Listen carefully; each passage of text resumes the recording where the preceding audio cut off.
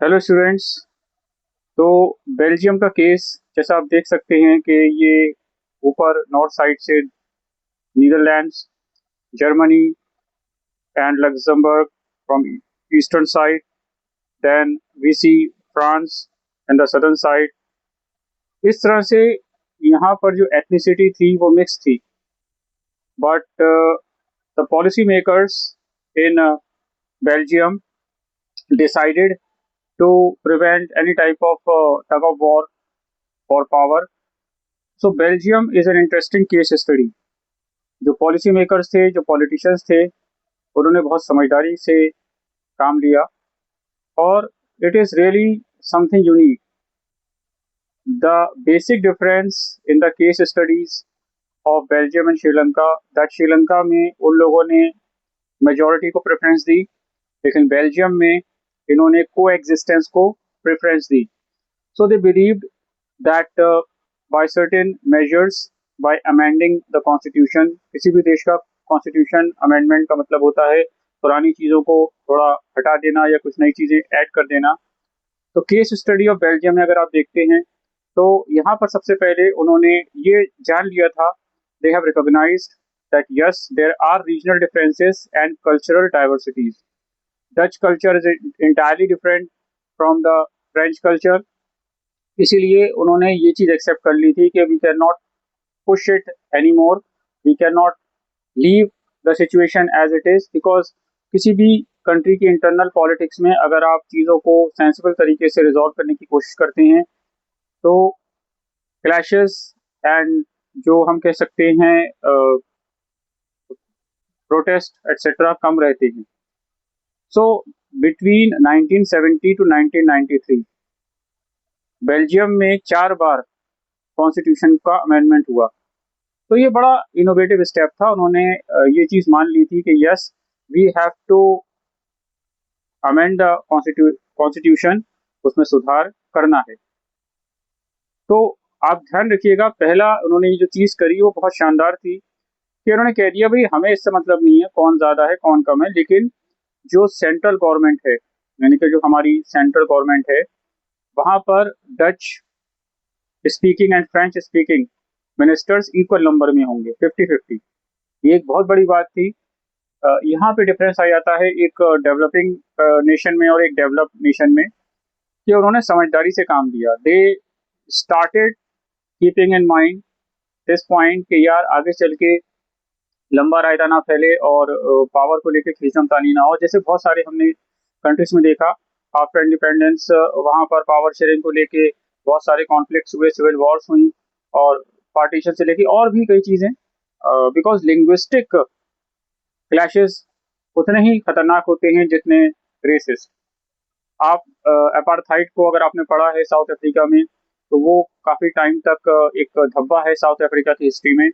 यहाँ तक कि इंडियन पासपोर्ट पे भी ये लिखा होता था कि not valid for South Africa, यानी कि साउथ अफ्रीका में आप नहीं जा सकते up to 1991 because of apartheid. इसी तरह से रवांडा में हुतू और तुत्सी कम्युनिटीज के बीच में क्लैशेस रहे। तो बेल्जियम में ये समझदारी का काम किया गया। पहला उन्होंने कह दिया भाई इक्वल नंबर में डच और French speaking ministers central government में आएंगे। तो उन्होंने वो जड़ी खत्म कर दी right from the very beginning कि भाई आगे चल के फिर बवाल हो कि हमारी गवर्नमेंट हमारी गवर्नमेंट।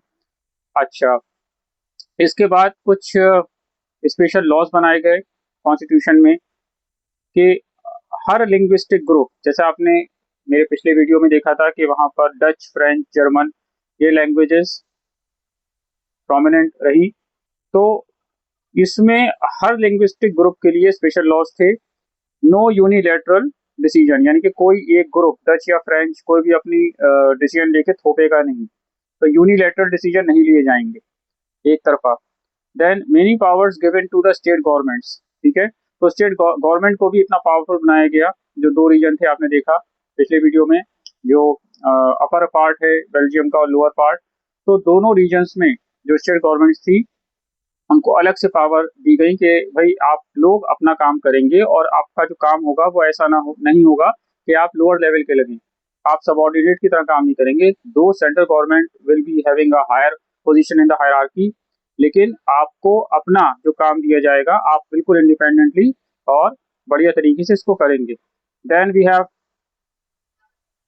द पार्ट ब्रसेल्स का क्या हुआ। ब्रसेल्स द कैपिटल सिटी, यहाँ पे जैसे आपने देखा था कि बहुत ही अनइक्वल मामला था। द कैपिटल सिटी ब्रसेल्स, मैं आपको एक बार फिर दिखा दूं तो ब्रसेल्स में आप देखिए 80% फ्रेंच और 20% डच।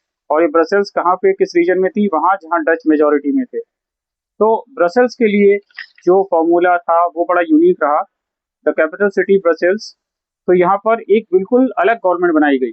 आप देखिए 3 लेवल गवर्नमेंट के बने, central, state and capital city government. तो यहाँ पर इक्वल शेयर, यहाँ पे भी वही फॉर्मूला जो सेंट्रल में किया गया था कि डच और फ्रेंच को इक्वल शेयर दिया गया। एंड फिर एक और गवर्नमेंट बनाई गई जिसमें उसको नाम दिया गया कम्युनिटी गवर्नमेंट। वो हर लिंग्विस्टिक ग्रुप की गवर्नमेंट थी जो अपने अपनी इश्यूज को डील करती थी, डच, फ्रेंच एंड जर्मन। तो जो भी उनके cultural, educational and language related issues होते थे, specially in the schools and the curriculum, वो उसको डील करते थे। तो यूरोपियन यूनियन इतना इम्प्रेस हुआ बेल्जियम के इस फॉर्मूले से कि उन्होंने अपना जो हेडक्वार्टर था ईयू का, वो ब्रसल्स में ही डिसाइड किया कि यहाँ पे हमारा हेडक्वार्टर रहेगा। अब यहाँ आप देख सकते हैं कि पावर शेयरिंग का बहुत बढ़िया एग्जाम्पल है, that central government, state government and community government 3 level पर, एंड कैपिटल सिटी के लिए उन्होंने एक अलग से हिसाब किताब किया। तो यहाँ पर ये बहुत अच्छा एग्जाम्पल है that it prevented the civil unrest और स्ट्राइक, कि पता चलता कि डच एंड फ्रेंच आपस में लड़ रहे हैं। बिकॉज चाहे वो बेल्जियम हो या दुनिया के और देश हों, अफ्रीका के काफ़ी कंट्रीज पर अलग अलग देशों ने रूल किया, not just Britishers. North Africa में इटली का इन्फ्लुएंस रहा, जर्मनी ने भी कुछ पार्ट से कब्जा किया। तो इस तरह से हम देखते हैं कि power sharing is a very good tool, एक बेहतरीन टूल होता है, क्योंकि इससे आप बहुत लॉन्ग टर्म डैमेज जो हो सकता है देश को या सोसाइटी को, वो आप प्रिवेंट कर सकते हैं। Sri Lanka was a contradiction. Sri Lanka में तो पूरा कॉन्ट्राडिक्शन ही रहा कि उन्होंने शुरू से ही अपना ही मामला चलाया और थोका, जिसको कहते हैं टू इम्पोज। और हमने उसका रिजल्ट देखा, बड़ा ही ब्लड शेड हुआ और काफी खून खराबा श्रीलंका में रहा। तो ये डिफरेंस है in terms of power sharing, that when majority and minority, in terms of you think about ethnic presence or percentage or language, so if the power is shared equally, the result will emerge as the example of Belgium. तो इसको आप study कीजिएगा। There are many interesting things, because बच्चों ने मुझे बहुत cooperate किया, and of course they are liking and sharing and subscribing my channel. तो सब्सक्राइबर्स ही बढ़ रहे हैं and I am happy about it, because इससे मोटिवेशन बहुत अच्छी मिलती है। मेरे एक स्पेशल स्टूडेंट ने, I can not name him right now, उसने बहुत अच्छे सजेशंस दिए हैं, तो I am working on it. तो ये चैप्टर, और आपको लगता है कोई भी टिपिकल पार्ट है, चाहे वो ये पॉलिटी में हो या इकोनॉमिक्स में हो, बिकॉज इकोनॉमिक्स जो है थोड़ा टेढ़ी हो सकती है to understand, there are many terms and definitions. तो I am working on it. तो power sharing is a very good tool, और इसके क्या क्या और फायदे हैं वो भी धीरे धीरे इस चैप्टर में, तो ऑन एन एवरेज 3 से 4 वीडियो चैप्टर के होंगे। तो I request again that like, subscribe and share my channel. I am not going to focus on editing and other show of things के thumbnail etcetera. I just focus on the content, कि जो बच्चा जो सीखने वाला है, at least उसको जो भी ये देख रहा है तो उसको एक आइडिया मिल जाए of the core of the chapter, crux of the chapter. Ratte मारी से ज़्यादा अगर आप ये दिमाग में रखेंगे कि what was the basic difference in the power sharing of Sri Lanka and Belgium, तो one was based on the majority rule and the other was based on equal power sharing. Thank you.